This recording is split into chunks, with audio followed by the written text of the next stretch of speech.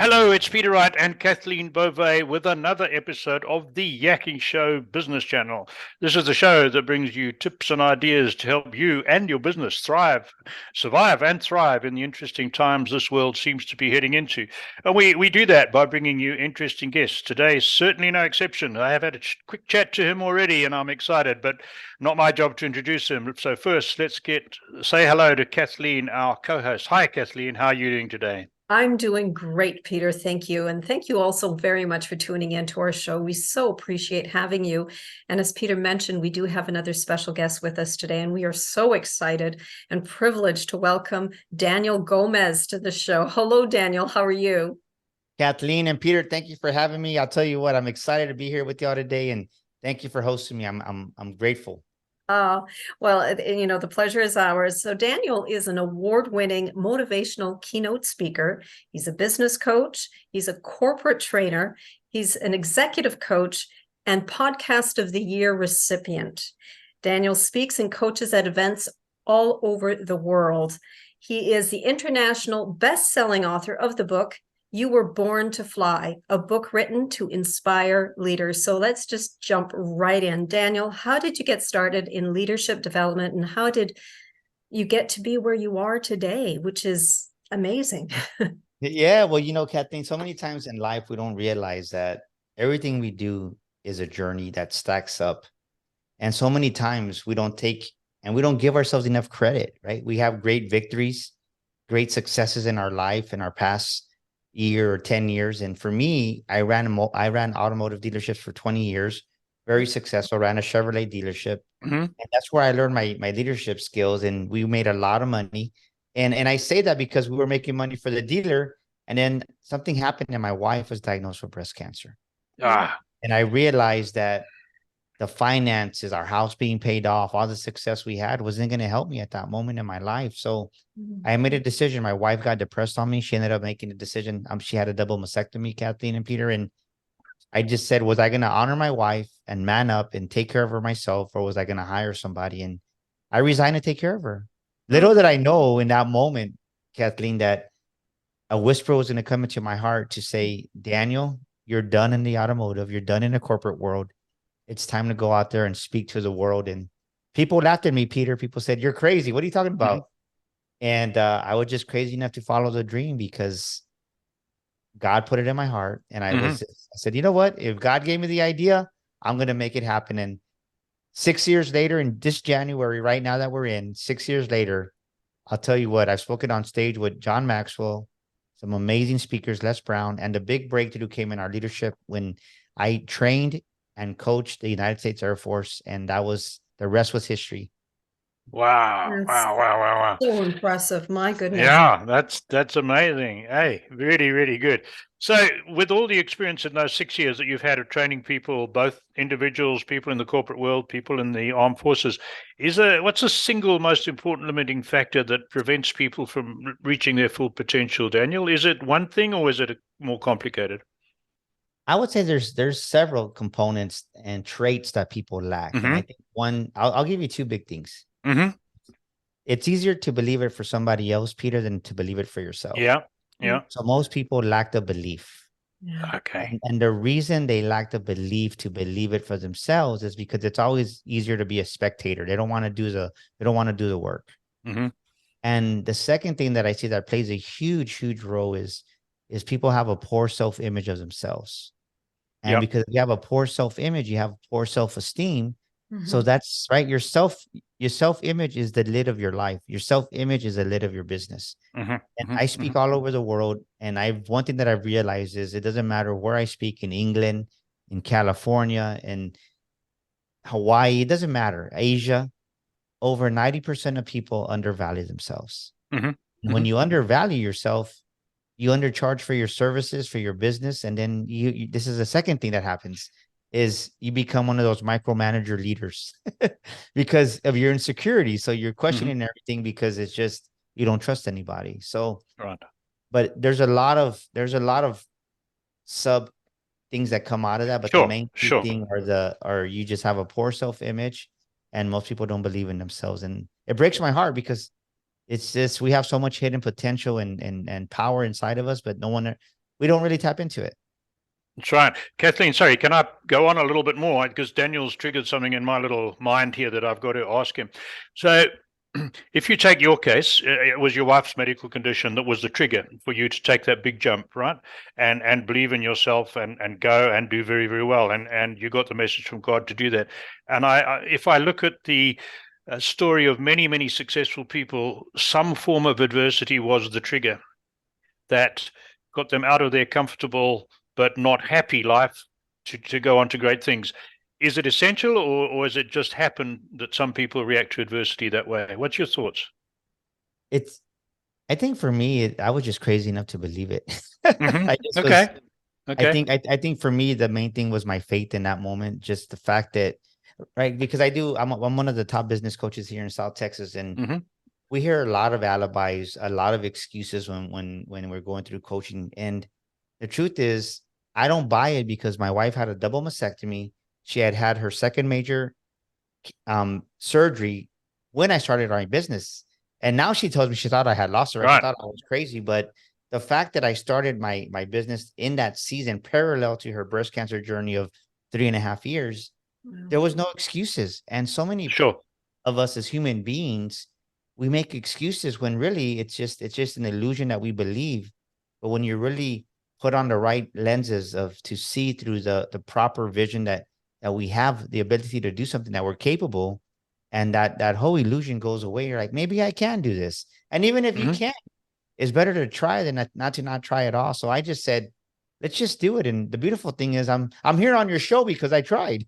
That's right. Oh, think, absolutely. No, hey, I think agree about with you. it. You Yeah. know, Yeah. people Yeah. don't give themselves enough credit. And I think one thing that I want your audience to take away, Kathleen and Peter, is that you're listening to this episode right now. Give yourself more credit. Give yourself more credit than what you do. So many times you devalue what you do. You minimize it because you just always talking about the past, or we're always Mm-hmm. talking about the current, right? We're always saying, man, an example. I'll give you an example. Well, I can be like, oh man, I have thank you for having me on your podcast, Kathleen and Peter. But man, my podcast just isn't as big as yours. But thank you for having me, though, right? We minimize our podcast. And well, Of first course. of all, nobody asked me about my podcast, No. right? But we voluntarily, when we're not kind to ourselves and we devalue ourselves, stuff like this comes out of our Sure. subconscious mind, and we're Mhm. not even aware of it. Instead of saying, right, I'm good, I'm working on getting better, and there's still a bright future ahead of me, and that should be the way we're speaking to ourselves. But most of us, we don't do that. No, I agree. And I agree. what accounts for that, do you think, Daniel? Is it upbringing? Is it society's pressures? And if most people are like that, why is that? In America, we've been taught to think in poverty. We've been taught to think Mm-hmm. in just to have a poverty consciousness. And I say that because back in the days when the school system was created here in our states, was, well, they wanted factory workers. They wanted people that were going to do and have what they needed them to be in the assembly lines. Mm-hmm. So that's what the schools district is kind of tailored to. So you're not taught to think for yourself. If you think about it, we're Mhm. taught, be quiet, don't say a word. If you speak out of turn, you're in trouble. But there's 4 dominant personality types that I teach on in my corporate trainings. And the thing is, 2 of those are, guess what? 2 of those are introvert, but there's other 2, and I'm one of those other 2, right? I'm an extrovert. Mm-hmm. So it's hard to keep a Daniel sitting down in a chair for 8 hours straight at school and not say a word. And now they want to label you as ADD, or that you can't do this. And it's not true. They're trying to take away the way we were created. It's part of our DNA. Yep. So Yeah. the poverty consciousness comes from people having just that upbringing where it's no one's fault to say, right? It's just the way society is. But when Mhm. you realize that, hey, I can change that thinking. I've done a lot of work on myself. I'm 50 years old, Kathleen, and I'll tell you what, I've cried. I've broken some wine glasses, Peter, because some of those strongholds, some of those illusions, those limiting beliefs they got you. They're deep, right? It's Mm-hmm. that paradigm. So I want your audience to think about this. Think of your audience. We're all out there listening to this amazing show, the Yakking Show, and we see the ocean, the waves coming in, and it looks beautiful. But what we don't see underneath the ocean waves coming in is that deadly undercurrent that can take you back into the ocean and kill you and drown you. And that's the way our paradigm Mm-hmm. is. It's an underlying thing that most of us never really pay attention to. And that paradigm, that old nature of Daniel, Kathleen, and Peter, it wants to pull us back to our old nature and that old identity. And that's where the self-sabotage comes in, and we undervalue who we are. Wow. Yeah, So when you talk about a champion's mindset, exactly what are you talking about? Are you talking the positive self-talk? What is part of that champion's mindset? Well, since I wrote that first book, You Were Born to Fly, we released our second big book in 2022, The Makings of a Millionaire Mind. Really took that concept of the champion's mindset to really make it into that millionaire mind, because what happens is that the two parallels there is that when you have a champion's mindset, you embrace the adversity. When you take when something arises, right? And I can say here in America, because that's where I live, is that when a problem arises, most of us, including me when I was younger, we complain. That's the worst thing you can do. When something doesn't go your way, you express it in gossiping or frustrations. And all that's it's just toxic. You don't realize you're doing it. Why? Because everybody's doing it. So the champion's mindset, the millionaire's mindset says this: okay, this problem arose. I gotta arise to be bigger than the problem, because that's right. The problem is actually what the world is using to promote you to a higher level. Yeah. But most people, they see the problem as a problem, and they get squashed so they stay this little, and the problem is this big, instead of them becoming this big and becoming bigger than the problem. So when you have a champion's mindset, you realize, oh, I got a problem. Okay, this is my test to become better, bigger, and faster. Let me embrace it. What can I learn from it? And most people fall victim to those problems instead of trying to see, what can I learn from it, Kathleen? Yeah. Oh, you're absolutely right. And this talk show is a prime example of what you're talking about.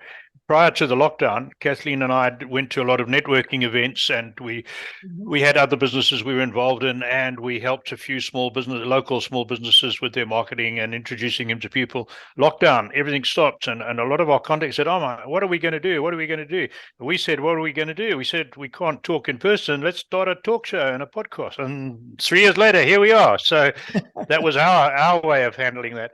My question for you: you coach business executives, individuals, and you've also done a lot of work with the Air Force, American Air Force. So is your approach different to corporate people compared to those in the military or in government organizations, or not necessarily?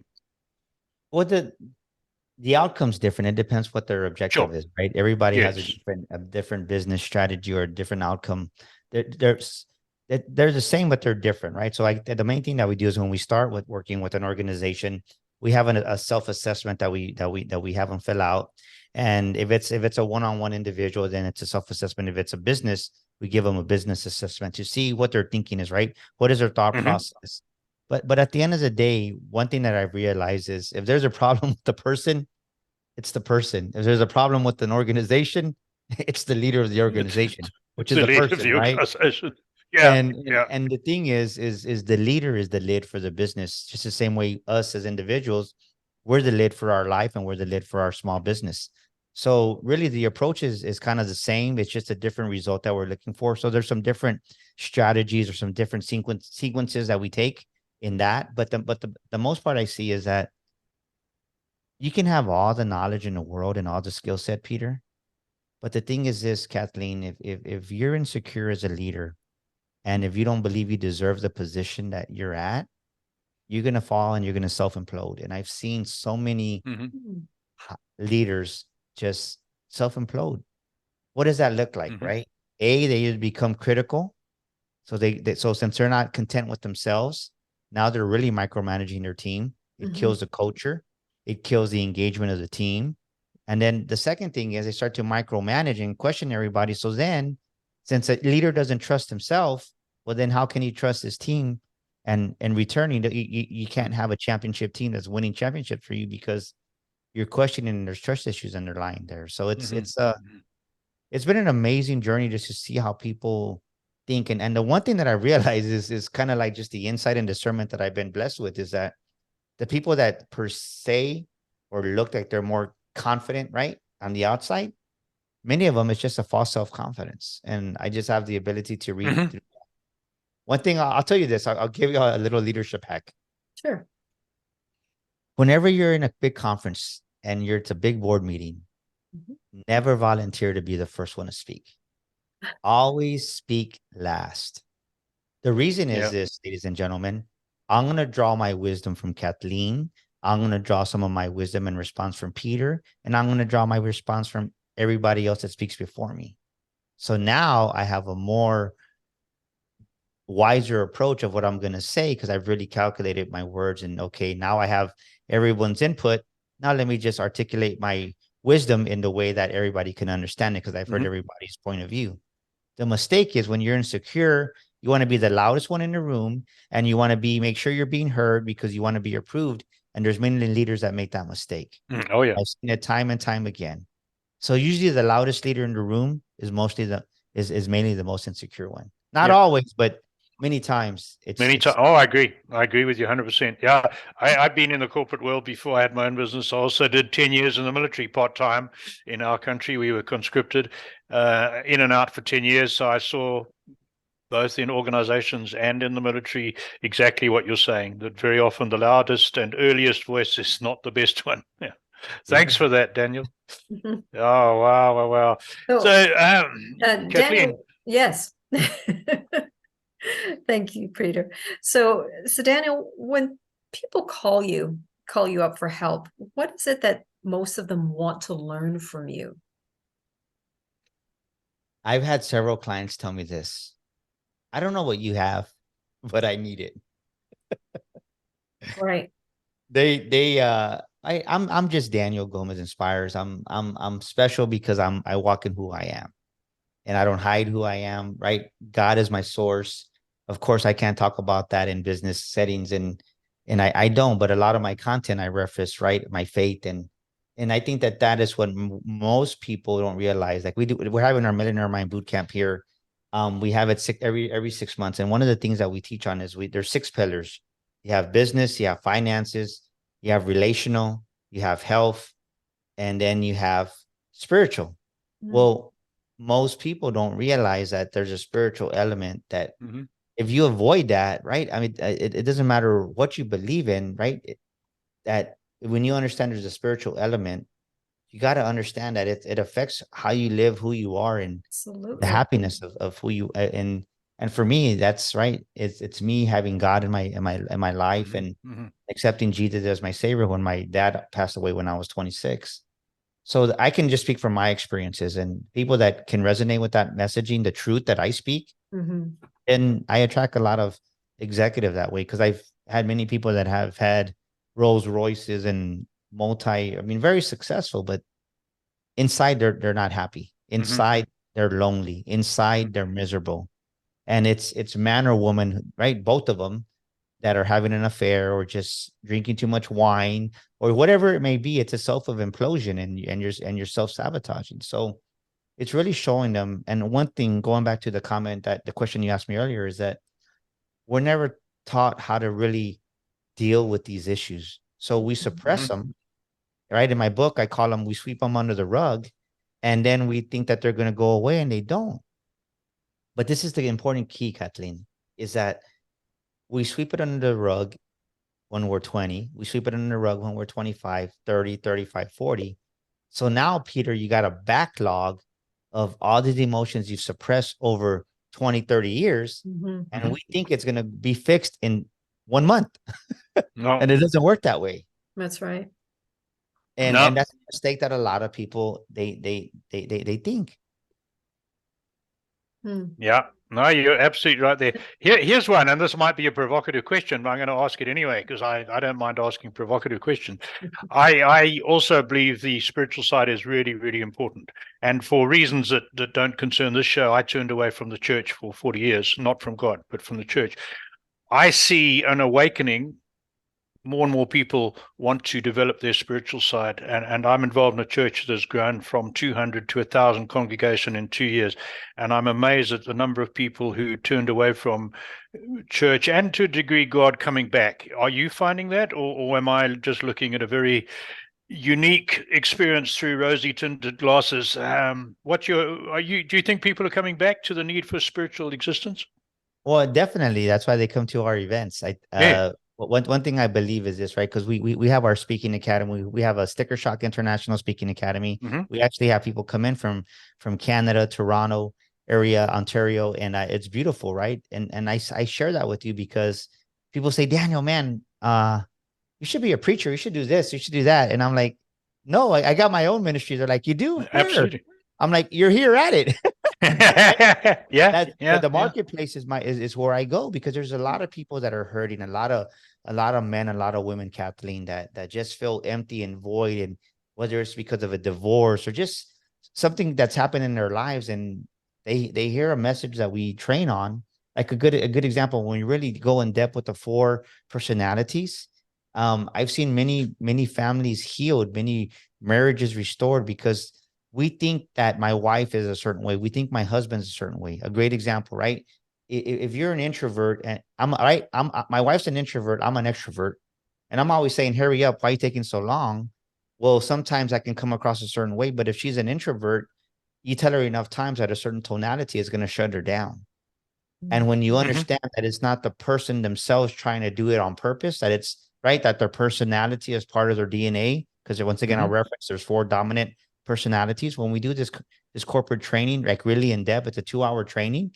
Man, like people just start to cry. They're like, that's why he acts like that. Or this is another bigger mistake. We're a mother and or father, and we have two daughters, and then we try to father or mother those two daughters the same, and then we make this is a one mistake that we make, Peter, is why can't you be like your sister Kathleen? Yeah. Why can't you be like her? Well, you can't, even though you're both females, they're both your daughters. Each one of them has their own unique DNA personality. Right. And that what that causes us to do, it causes us to dim our light and we shrink back instead of really trying to blossom and grow. And it affects people in ways we don't realize the damage that we're doing unaware. Oh, you're right. You're absolutely right. I was fortunate. I have two boys, and I was fortunate and early when they were quite young to recognize that they were different and needed to be treated differently. I was just really lucky that way and very fortunate. But a lot of people make that mistake. So, what's your secret to becoming such a successful speaker and highly sought after speaker?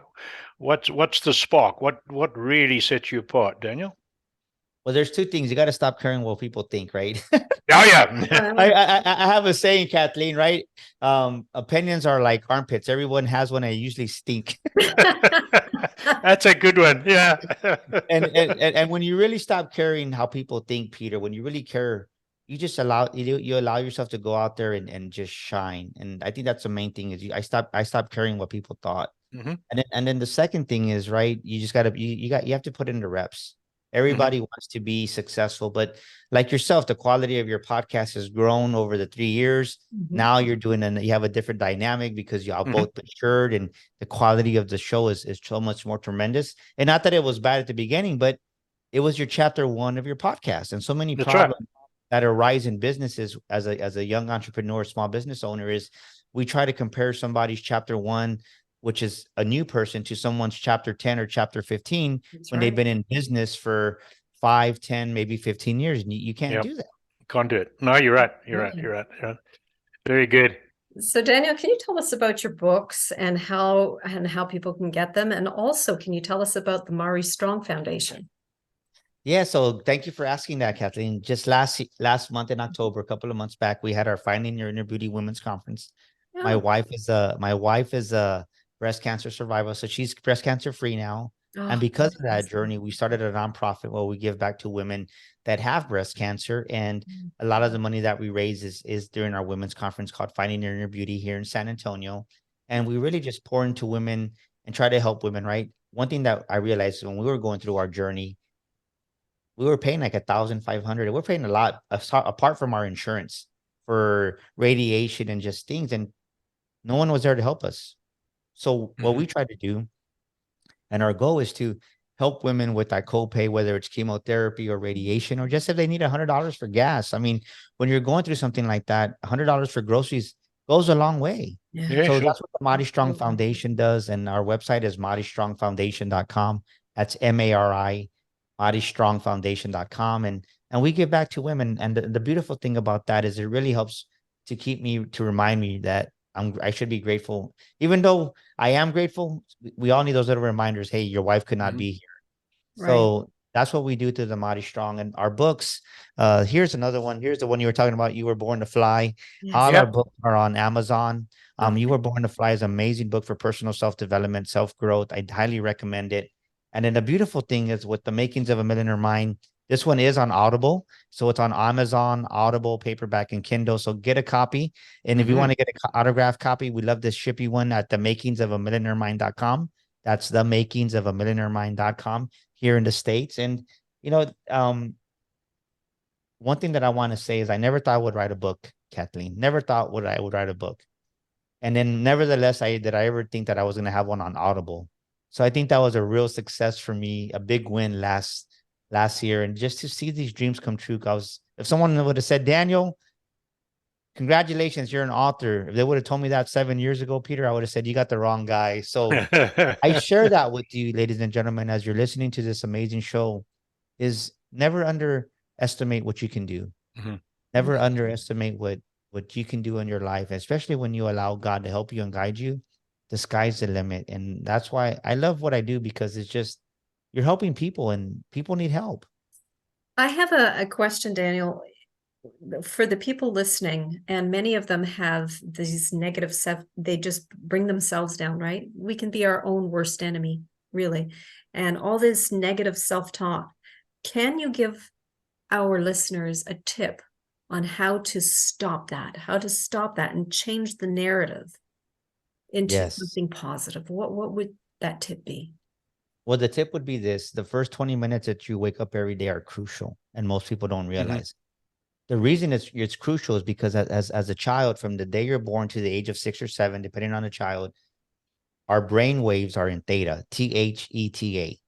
So that's how we learn Spanish if we're Spanish. That's how we learn English if we're here. And that's how you learn Chinese if you're in China, right? You're taking in the environment in theta stage. Well, as an adult, once you pass the age of 26, when you wake up for the first 20 minutes, you feel like you're in a daze sometimes. Well, because you're waking up in theta, you're in dream state. So those first 20 minutes, get in the habit of writing down 10 affirmations in your bathroom mirror, because, right, we all go to the potty. We all wash our face first thing in the morning. Well, at least 99% of us do. So you're right in front of your mirror, and get in the habit of writing. I asked, to be honest with you, Kathleen and Peter, I have 35 to 40 affirmations that I read to myself every single morning first thing. And that's the repetition that is reprogramming my thinking, my mind. So I say these to myself over and over for the first 15 minutes or so. So I recommend your audience write down 10 to 15 affirmations to start off, because 35 might be a lot, but really hone in on 10. What is it? What is it something that you want to change in your thinking? So if you're negative here, I'll give you one affirmation to write down, right? I am winning big in life and business. It's simple, it's powerful. But if you train yourself to say, I am winning big in life and business, and here's another one: all good things come to me. Everything is going right for me. So when you start putting that dialogue in your subconscious mind and you're saying it over and over, now those moments of adversity come, and then you're like, you don't react anymore. Now you respond, and it's in a more positive manner where you try to, like, wow, okay, there's something good in this. Let me see it. So that's what I recommend your audience to do that. That's great. You know Wow. what? You know Good what? stuff. Peter and I used to do this because we talk every day over Zoom, and we used to end, and we haven't done this in a while, Peter, but this is No, a we need to start reminder again. to start again, right? When we would end our calls together, we would just do our affirmations together. And just, we had a vision for where this podcast, we want this podcast to go, and we would just talk, just we are doing this, and we are doing whatever it was that we need to get back to that, Peter, really. We do indeed. Great We do indeed. reminder. So thank you. Yeah. That's very good. Yeah, We are because as an adult, right? As an adult, we either get hypnotized, which many people don't want to do that, or you need a big trauma or a big event in your life that's really going to change you. But the third thing that really makes a difference is the repetition and the affirmations. That's how you recondition the thinking, right? So it's either hypnosis, trauma in your life, somebody, right? Somebody dies, you change usually right away if something happens, or somebody tells you you're going to die, you better lose 100 pounds. Guess what? You're going to lose 100 pounds. You lose 100 pounds. Yeah, for sure. Right. But I would rather do the affirmation route because it's a lot easier and safer. Absolutely. Absolutely. Daniel, we're running short of time, but I have my burning question, which I have got to ask you. And I ask all our successful guests the same question, and you're right up at the top of those successful guests. So in your experience working with so many people and coaching people, do you think there's one thing that differentiates, one habit, mindset, characteristic that differentiates those who become successful leaders from those who remain average, or is it a lot more complicated? What I would say is you have to have a mindset to want to change. Okay. Many people play the victim. We've heard that word before. Yeah. But why do people play the victim, and some can change and some don't?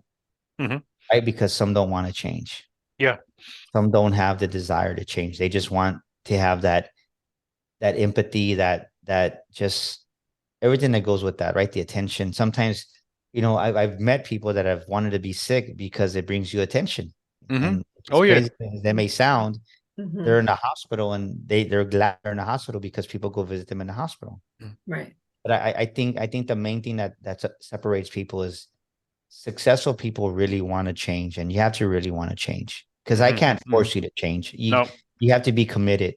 And I think that's the one main difference, is that you have to be with someone or assist a client that really wants to change. And there's people out there that really want to change, because truth is, what I've realized and what I do, Kathleen and Peter, is that many people don't even realize their own thought processes. They don't have an understanding of self-awareness. And they don't realize that they can change, right? Why am I like this? And I'll say one of the last things too is that the big breakthroughs come when you forgive. I think so many people as adults carry unforgiveness, and unforgiveness is like a shield that keeps you from your best, right? It's a shield that puts you in a destructive mindset, because no matter what you see, you can have a pot of gold in front of you, but it's going to be jaded because you're not going to be able to see what it is, because you have so much unforgiveness, which can show up as resentment, anger, jealousy. And when we operate in these low frequencies, then we don't see what God has right in front of us. Absolutely. That's right. 100%. Really good advice. Thank you for that, Daniel. Kathleen, back to you. Well, yes, we are short of time, Daniel, but please tell us how people can contact you.